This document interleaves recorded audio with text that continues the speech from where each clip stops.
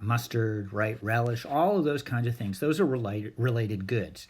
Now, the odd thing is, if the price of ketchup, now this is what's important, right? If the price of ketchup goes through the roof for some reason, the quantity demanded for ketchup will go down, will decrease.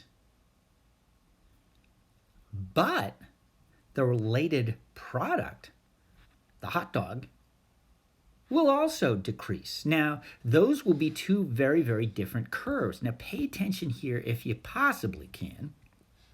And listen, listen, listen. Listen close, kitty winks. So, here's what happened with the ketchup. Here's your demand curve, right?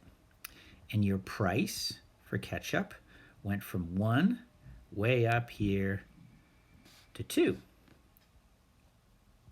Here's your Q2, and here's your Q1. And you can see that the quantity demanded went down. So that's for ketchup. But as a result, here's what happened to hot dogs. Is that your hot dog demand went from demand 1 to demand 2. And you can see it. You can visualize that in the supermarket. Somebody's like, yeah, we're going to have a big, barbecue, whatever. And we're going to have hot dogs. And then they go through the supermarket. They get their hot dogs. They get their buns. And then I can't afford that ketchup. And they put everything back. And they think, yeah, you know what? We'll have chicken instead.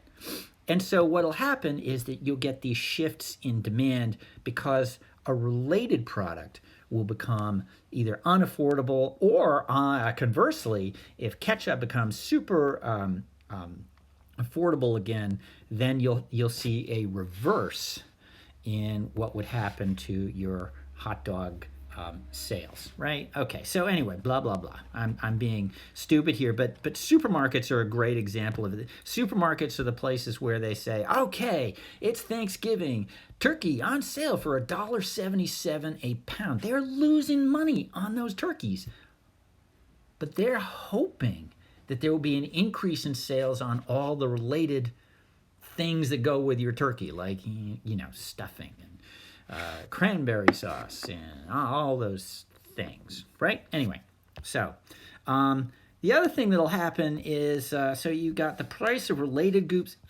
You know what? I forgot to mention substitutes. A substitute is something that you can have instead of your product. Now, here's an example, right? Like,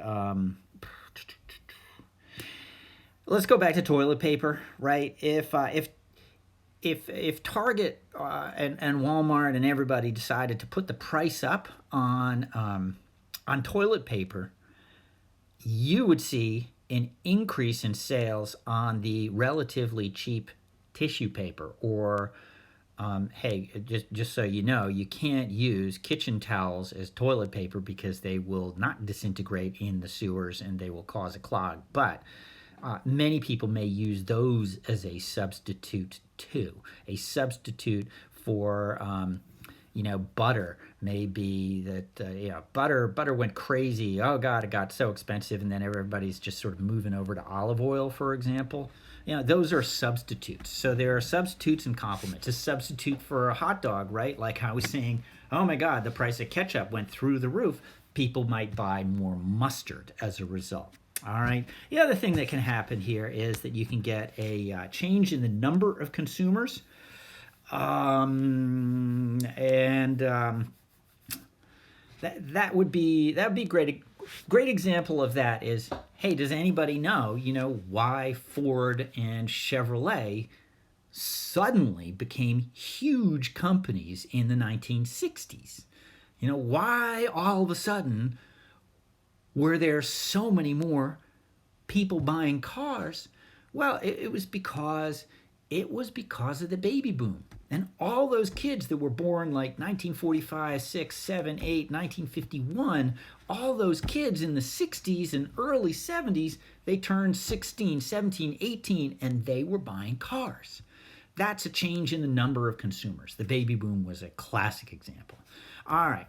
So anyway, moving down here, take the above list of things that can change demand and, using the space provided, construct a situation that could explain the increase in demand that you have just drawn on your graph, right? Okay, so here, I'm sorry, just the best example is all of this stuff that has happened, these huge changes to the economy in response to the coronavirus. Like, look, what happened to the demand for surgical masks? Darn, I can't remember the specific type that will keep the coronavirus out of your system. But like, here's one, right? So,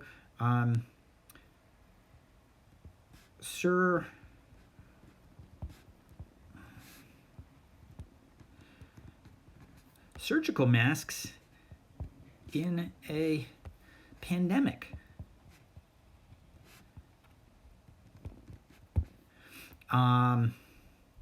Yeah, what about ventilators?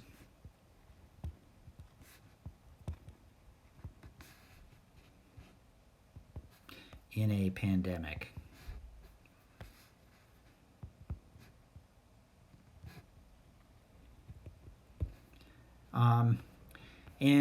Just sort of, and here's something that will cause a shift left. I don't know. A lot of you are driving. You may have noticed that the price of a gallon of gas has gone down precipitously. I just saw my Cumberland Farms. It's $2.19 for a gallon of gas. That's a decrease of like 50 cents in the matter of 2 weeks. If everything stayed the same, that would mean that people would be taking longer trips, burning more gas, buying bigger cars, all of those things, and the quantity demanded for gas would go up. But instead, what has happened is, because nobody is going to work, and because nobody is allowed to go to a concert, go to the movies, go anywhere, the absolute demand for gas at all possible prices has fallen off. You can't really use gas. I mean, I'm going to maybe burn a brush pile, but there aren't that many people that are going to be doing that. So the demand for gas decreased. So that would be shifting the demand curve left. All right. That is where we're going to end for today, right here. And I'll give you a couple of questions that you can find on the Google Classroom assignment, another Google form. Hopefully you'll do well on that. Thank you for keeping up with all this stuff. You guys are great. We'll get through this, and I can't wait to see you all again. Hopefully we'll all be cool by the time senior picnic rolls around.